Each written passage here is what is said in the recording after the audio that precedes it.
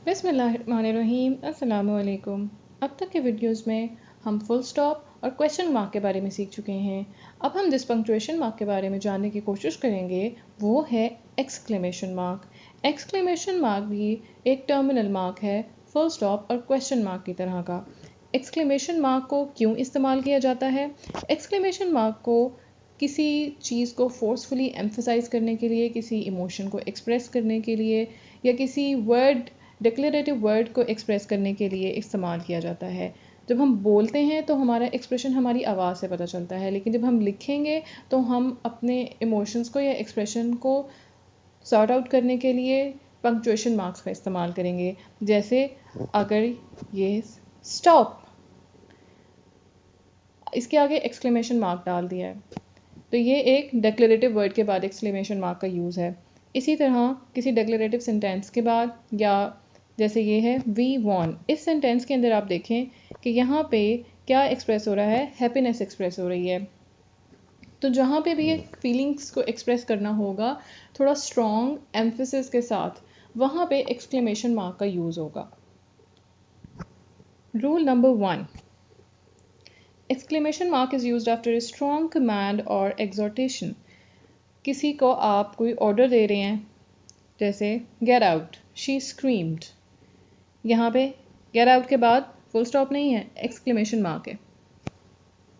फिर exhortation होता है किसी चीज़ को प्रेशराइज करना या कोई फोर्सफुली कोई ऑर्डर देना। तो यहाँ पे आप देखें don't shoot, he pleaded, sit down। तो इस तरह की सारी जगहों पे एक्सक्लेमेशन मार्क यूज़ होगा। एक्सक्लेमेशन मार्क से क्या होता है कि जो फीलिंग है या जो वर्ड्स हैं वो ज़्यादा स्ट्रॉन्गली अपना मीनिंग कन्वे करते हैं। Rule number 2, it is used after an expression of a strong emotion. Strong emotion anger का भी हो सकता है, स्ट्रॉन्ग इमोशन सैडनेस का भी हो सकता है, स्ट्रॉन्ग इमोशन सरप्राइज का हो सकता है, स्ट्रॉन्ग इमोशन सैडनेस या सौरो का या ग्रीफ का। What a stroke of luck, यानी कि वो कितना खुशकिस्मत है या ये कितनी खुशकिस्मती की बात है। तो यहाँ पे एंड में आ गया exclamation mark. Rule number 3, it is used immediately after an interjection that begins a sentence. Interjection क्या होता है? Interjection is a word that expresses emotions.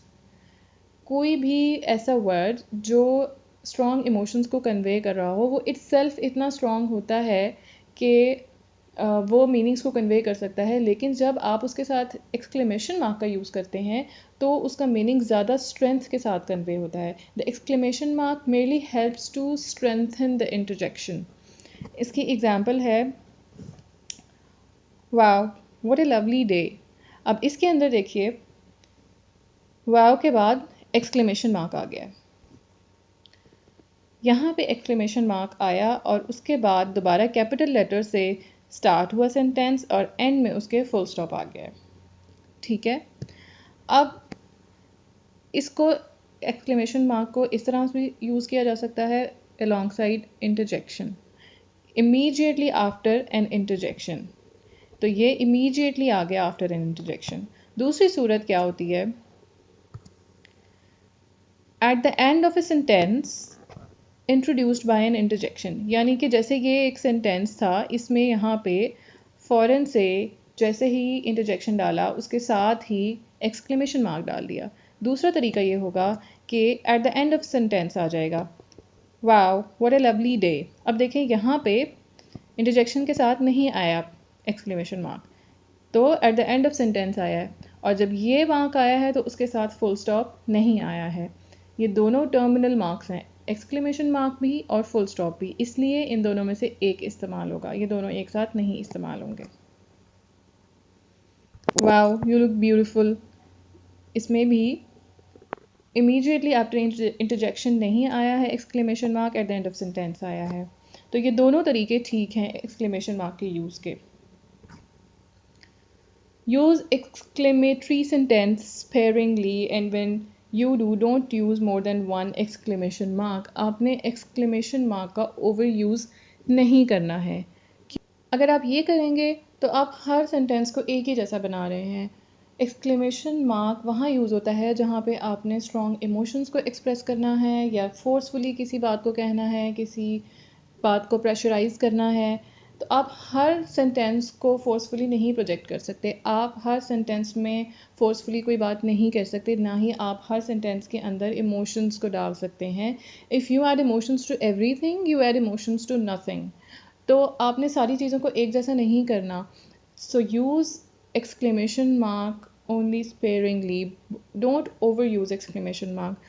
दूसरी बात ये कि जब भी आप exclamation mark को यूज़ करें तो आपने एक exclamation mark ही डालना है। जैसे question mark के बारे में हमने ये पढ़ा था कि question mark को भी formal writing के अंदर एक ही बार यूज़ करते हैं। emphasis करने के लिए 2-3 question mark इकट्ठे formal writing के अंदर accepted नहीं हैं। इसी तरह एक्सक्लेमेशन मार्क भी एक बार ही डालना है, 2-3 एक्सक्लेमेशन मार्क इकट्ठे डालकर एम्फसाइज ओवर एम्फसाइज करना ज़रूरी नहीं है और ये सही तरीका नहीं है।